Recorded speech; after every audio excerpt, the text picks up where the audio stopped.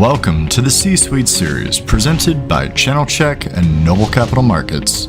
Noble's an SEC-registered, FINRA-licensed broker-dealer and the source of the equity research available on Channel Check. Today's interview features Great Lakes Dredge Dock Company, NASDAQ ticker symbol GLDD. This fireside chat features Great Lakes President and CEO Lasse Petterson, SVP and CFO Scott Kornblau, and SVP of Offshore Wind Eleni Beyko. They're interviewed by Noble Senior Analyst Joe Gomes. Visit channelcheck.com or click the link in the description to access equity research, news, and advanced market data on Great Lakes Dredge Dock, all at no cost. And now, here's Joe, Lasse, Scott, and Eleni. Good afternoon. With us today is Lasse Petterson, President and CEO of Great Lakes Dredge Dock Corporation, Scott Kornblau, CFO, and Eleni Beyko, Senior Vice President of the Offshore Wind Division. Good afternoon, Lasse, Scott, and Eleni, and thanks for taking the time to sit down with us. Good afternoon. Looking forward to it. For today's fireside chat, I thought we would focus on the offshore wind opportunity for the company. And let's start with the Acadia vessel the company is currently having built.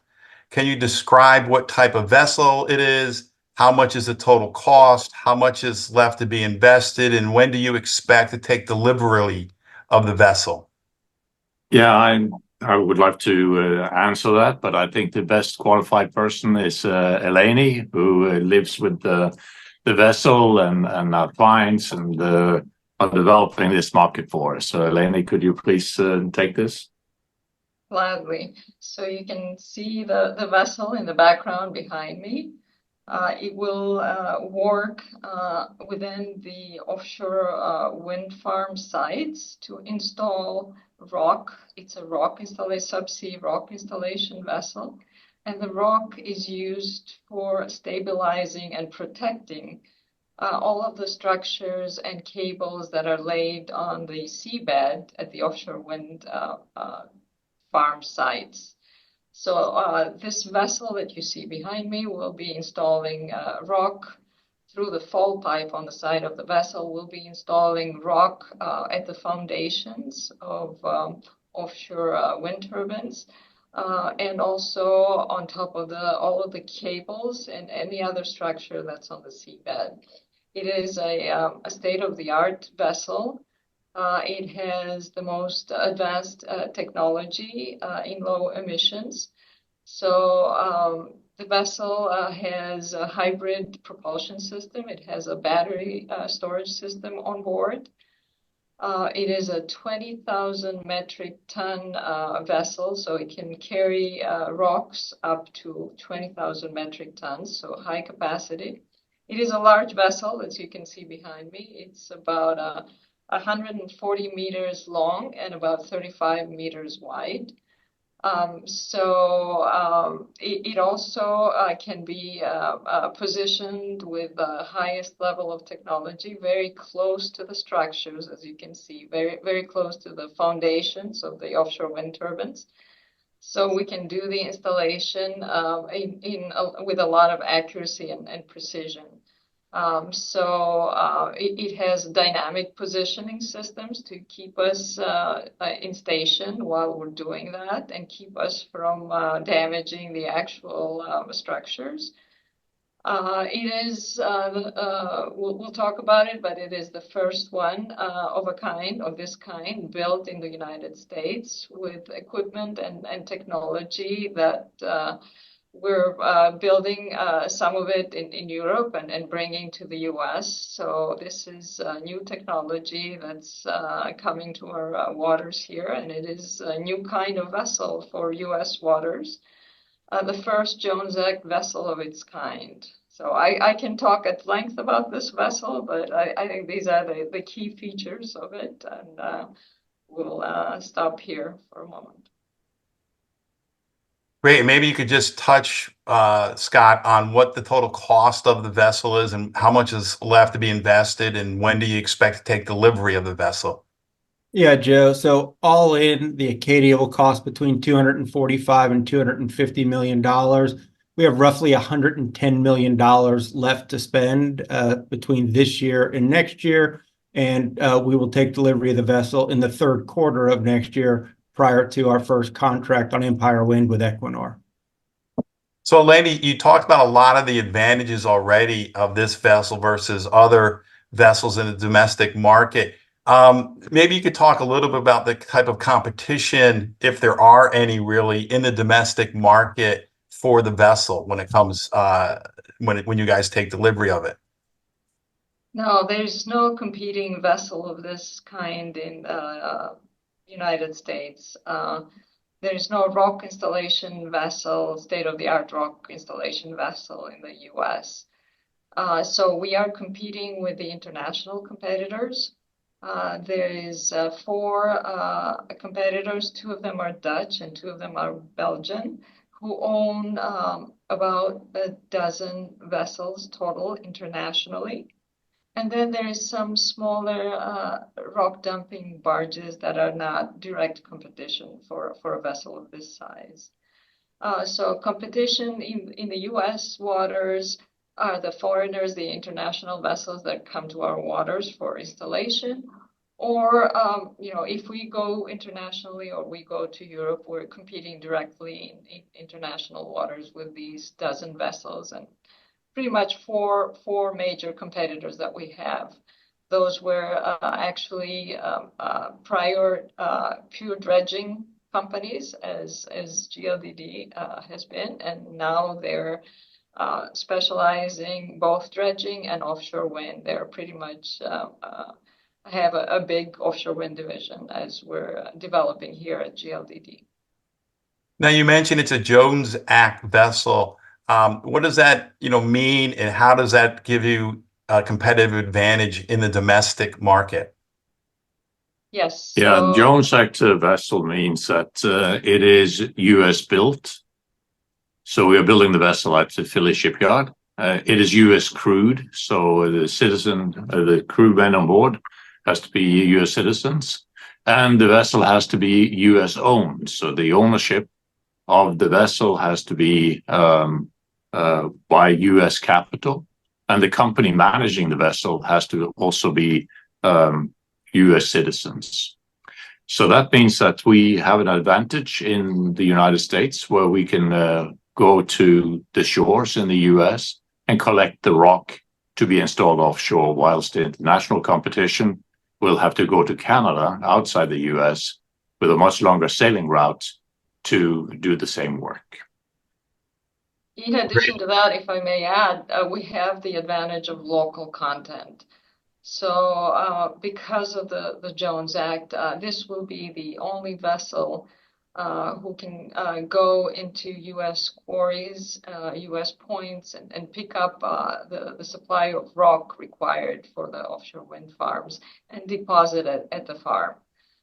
So that's really an advantage, creating US jobs and providing local content to our clients and to the states that develop these wind farms. And it is an important advantage. In addition to what Lasse mentioned, where our sail distance is much shorter to go into a US port and pick up the rock instead of sailing all the way to Canada, 400 nautical miles plus, to pick up rock from a Canadian quarry. So those are key advantages that this vessel has versus the international competition when it operates in US waters. Okay, let's switch gears for a second, and we'll start with the domestic offshore wind market. What is driving growth here? How big is the opportunity? Yes, so initially, in the beginning of the current administration, there was a federal target set for 30 gigawatts of offshore wind by 2030 to reach clean energy targets in the US. And subsequently, all of the states, each state in the East Coast mostly, and some in the West Coast as well, have set their own targets for developing offshore wind for their state. New York, New Jersey, Massachusetts are leading the pack in terms of their stated targets for offshore wind in the East Coast. Now, in the last 3 years, we've seen some delays. We've seen a couple of projects canceled. We've seen some resetting in the offshore wind market, but the targets are still strong from the states. The states are fully behind offshore wind. And so if you look, for example, at one of the market research reports published by Bloomberg just a couple of months ago this year, they're still predicting 67 gigawatts of offshore wind in the US by 2040. There's been a little bit of a slower start than everybody was expecting, but the market is still very strong. So the expectation is very, very high for the next decade in the US. You answered some of my next question, but we talked about some of the near-term challenges in the market, including cancellations of some certain projects. And I'm just kind of giving, what gives you that real confidence in the long-term prospects in the domestic offshore wind market? Yes. So by the end of this year, there will be upwards of 15 gigawatts of offshore wind energy that will be fully permitted from the state and federal level here in the US. So those are projects that are either installing or are in the process of starting installation in the US. I do get a lot of confidence from our clients. We're very well engaged with all of the offshore wind developers, and they're full speed ahead for their projects. And even the ones that were canceled, which was only less than a handful of projects that were canceled. We're working, for example, with our client Ørsted, one of the major offshore wind developers. Although they have canceled a couple of projects because of the economics at the time that were not working out well, they're going full speed ahead with their other projects. We already have a contract with them on Sunrise Wind. They're starting to construction on Revolution Wind. So there's a lot of momentum in the US wind currently. And the momentum will accelerate towards the end of the year from a federal permitting level as well. Yeah, and if I may add on that, a lot of the cancellations and uncertainty that happened in the market last year was due to these power purchase agreements that were entered into in 2018 and 19, which was before COVID and before inflation set in. So the sales agreements had power purchase pricing that didn't make the projects economically after the inflation that set in after COVID. And that has now been corrected. So the new power purchase agreement have both a higher starting rate and also then inflation adjustments going forward. Okay. Thanks. And we have to add that this is an emerging market. It's one of the biggest emerging markets in this country that we've seen in a generation. So for this market and this industry to emerge, it needs to be the supply chains, the economics, all of it needs to come together. Other than the willingness at the state and federal level. So there's a lot of good challenges that an emerging market has to deal with. Okay. Let's turn to the international offshore wind market for a moment. What's the market opportunity there? What's the kind of the growth rate? Maybe you can compare and contrast, the international versus the domestic markets. What are kind of the differences there? Yes. So according, I will cite again this Bloomberg report, the latest report that was published this summer. So other than the China market, which is the biggest in the world for offshore wind, the next two big markets are the US and the UK. Each one of them is projected at about 67 gigawatts of offshore wind between now and 2040. So global capacity, excluding China, is expected to reach 500 gigawatts of offshore wind by 2040. So there is expected to be a huge acceleration in offshore wind. And the US and the UK are expected to lead the pack internationally, other than China, there's a lot of offshore wind in the Chinese market. Okay. Now, you had mentioned, in some of your conference calls that, you could repurpose the Acadia over to the international market if the domestic didn't grow as fast as you were expecting. How competitive would that vessel be against the other similar rock installation vessels in the international market? Yes, and that's a good question. So from a technology point of view, the vessel is, as I mentioned, state of the art and low emissions, so it can compete very well from a technology standpoint. The economics as well will work with healthy profit margins in the European market as well. And the reason I know that is because we're working on business development in the European market right now and looking into Taiwan and the Asia Pacific markets. And we are engaging with the clients that are pretty much the same clients that we deal with here in the US. So we're engaging with their European counterparts. So we're dipping our toes in the water to see what's available in the European market for 26, 27 installation. If we have a need to top off our utilization for the 2 years.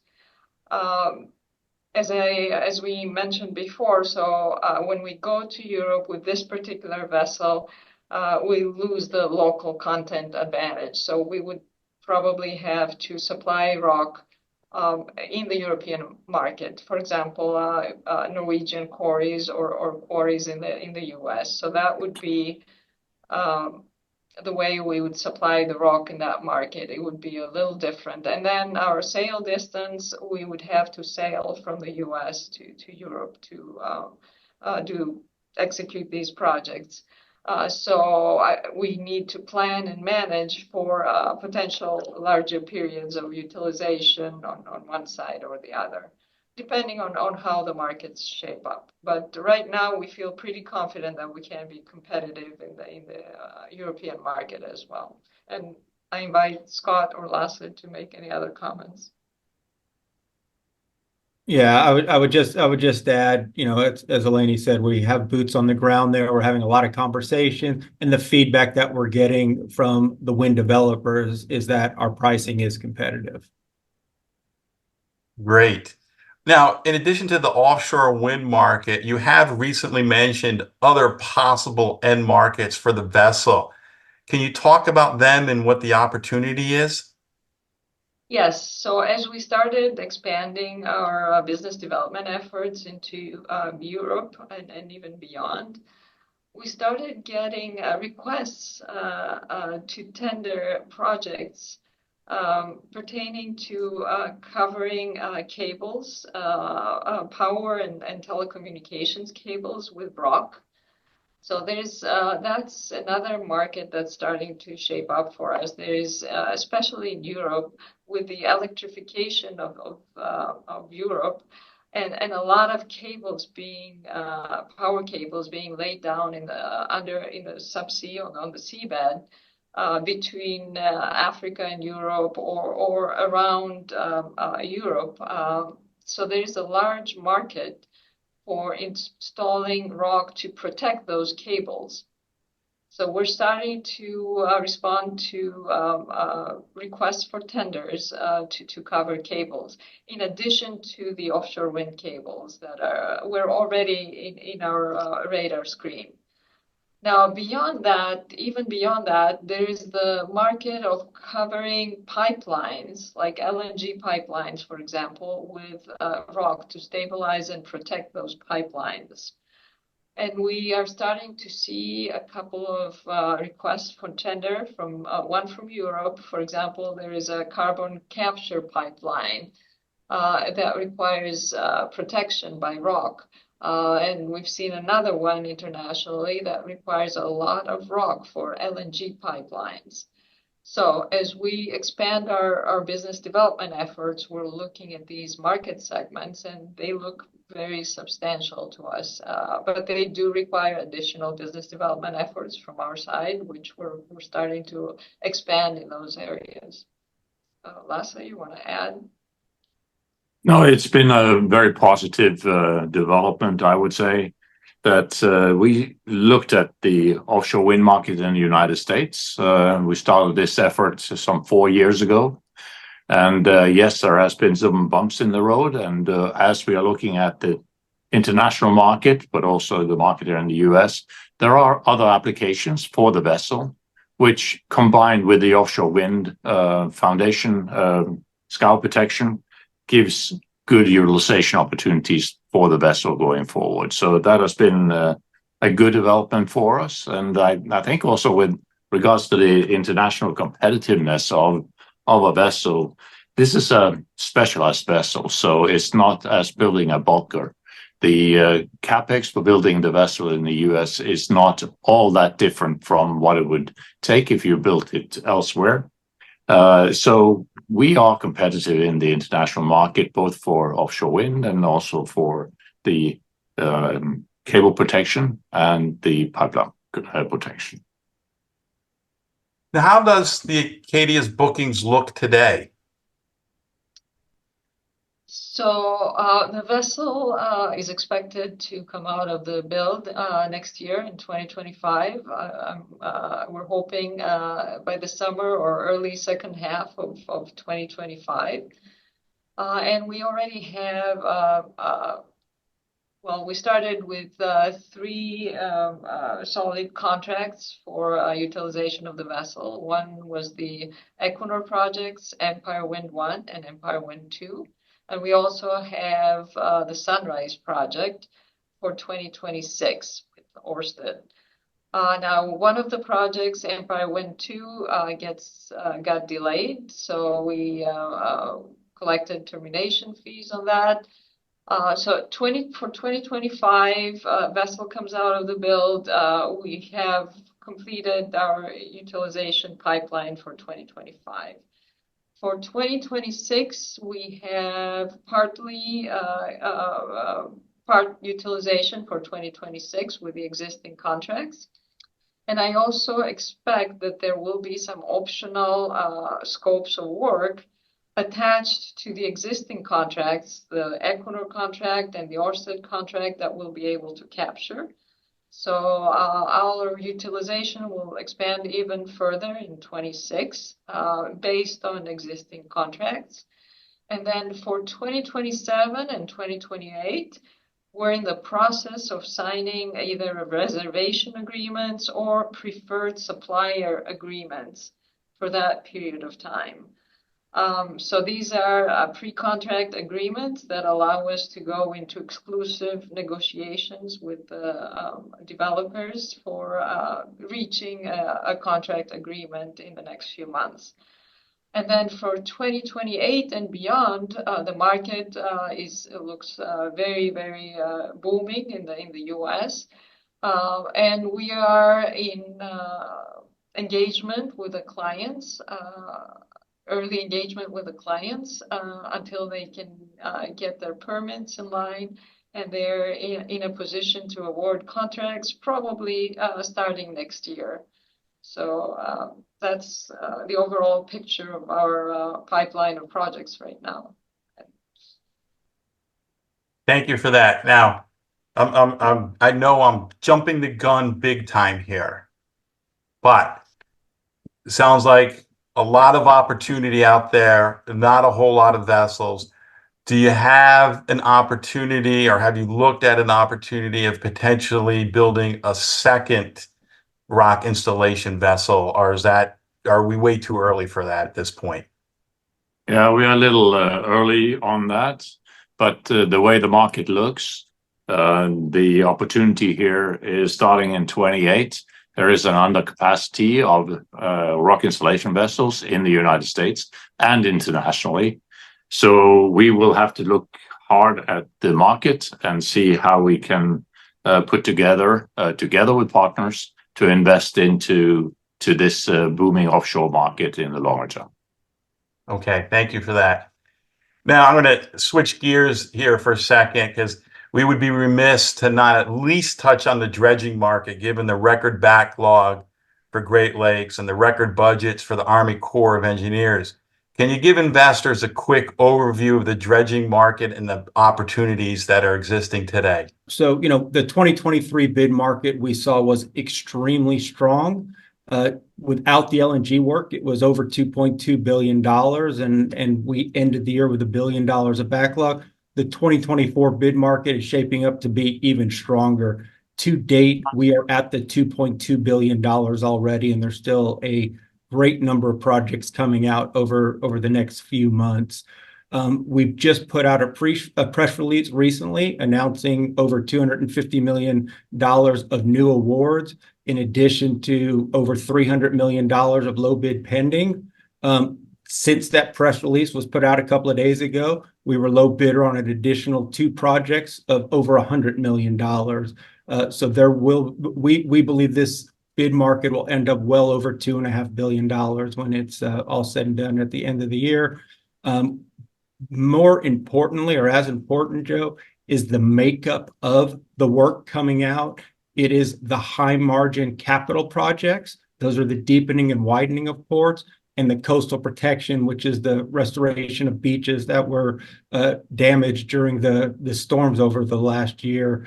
So of our backlog that's very high, we have almost 80% made up of capital and coastal protection. That is what's driven margins for this year, and that will continue well into next year. Great. So Lasse, everything's sounding really positive here, both the offshore wind market opportunity and the dredging market. What do you see as the biggest challenges for Great Lakes going forward? Well, looking back at the last few years, you saw our results dipped quite substantially in 2022 as a consequence of the U.S. Army Corps of Engineers were delaying awards of new large capital works. That was a function of COVID and delayed permitting, the Corps working from home. So looking forward, I don't see that happening. The Corps is issuing new projects on schedule. We don't see the same project delays. The Corps has a very substantial new record budget for 2025 fiscal year. So the future of dredging looks very strong, and we have a very effective fleet with the hopper dredge fleet being updated now with the Galveston and the Amelia Island coming out next year. And we are then looking at making some investments into our cutter fleet, but that will be done within the cash flow that we have. So looking forward, positive cash flow starting to happen in 2026 and onwards. So it looks very promising as we now look to the next years. Great. Well, Lasse, Scott, and Eleni, we covered a lot of ground today. You got significant insight into the offshore wind opportunity for Great Lakes. We appreciate you taking the time to do this C-suite interview, and we wish you and the company the best in the future. Once again, thanks. Thank you. Thank you, Joe. Great Lakes Dredge and Dock has been a leader in the American maritime industries for over 130 years, leading the U.S. dredging industry with the largest and most technically diverse fleet in the U.S. today. As a generations partner to the American coastal infrastructure, we see the effects of time and climate change and specialize in beach and coastal restorations, harbor, port, and waterway maintenance, deepening, and expansions. We're planning for the world in another 100 years. Building on our generational experience, we're embracing our next evolution: offshore wind. with the first subsea rock installation vessel designed with sustainability in mind.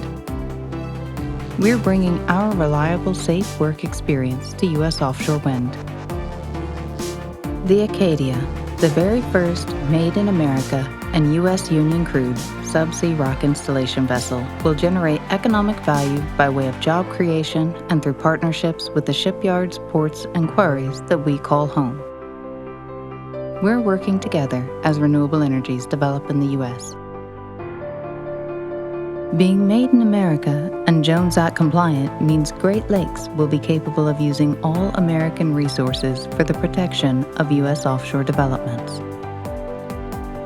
Offshore wind will bring power to millions of Americans, help restore supply after storms, and move toward a greener future with reduced energy prices for families and businesses.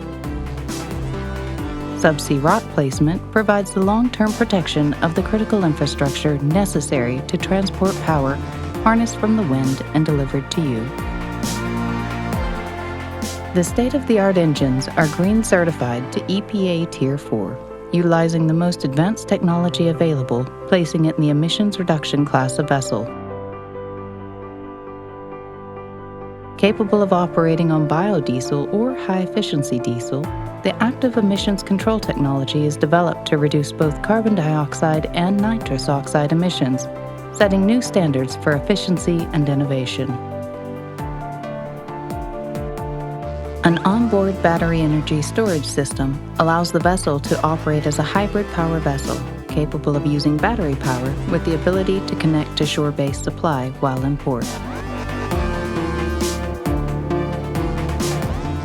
The bridge incorporates the latest technology and ergonomic design based on input from some of the most experienced large vessel captains in the maritime industry. This makes navigation and use of dynamic positioning controls more accessible and efficient for those in care of our vessel. The advanced dynamic positioning system, with forward and retractable thrusters, provides anti-strike maneuverability and holds the vessel positioned for rock to be placed at the ocean floor. The versatile ability provides the best option to share the seas with large marine mammals and avoid subsea assets.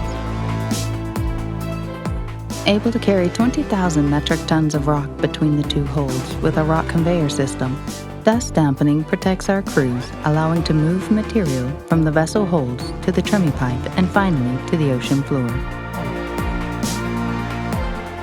The heave-compensated trimming pipe can be extended for variable depth placement and is operable in up to 3-meter wave heights. Rock traveling through the pipe will be verified by the hydroacoustic survey equipment, a technology used for marine life surveys to reduce environmental disturbance as the rock creates new ocean habitat.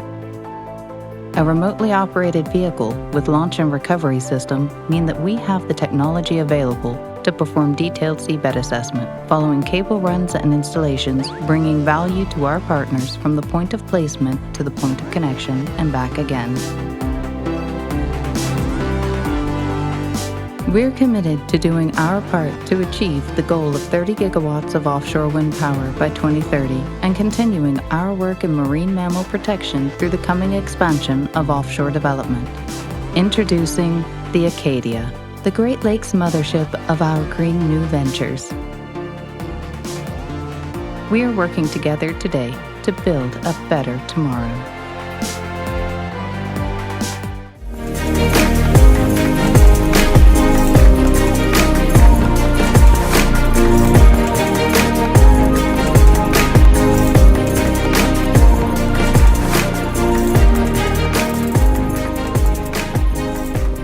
Now please welcome the Mayor of Boca Raton, Florida, Mr. Scott Singer. We are excited to have so many thought leaders in emerging growth companies join us in our city, one with a history of innovation at its core.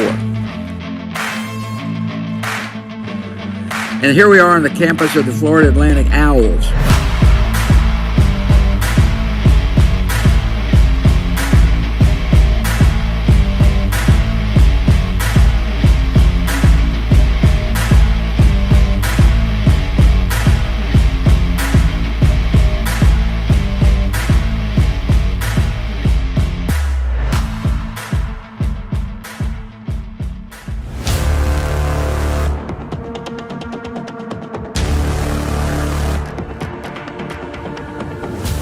You can start a company with a great product and become a multimillionaire.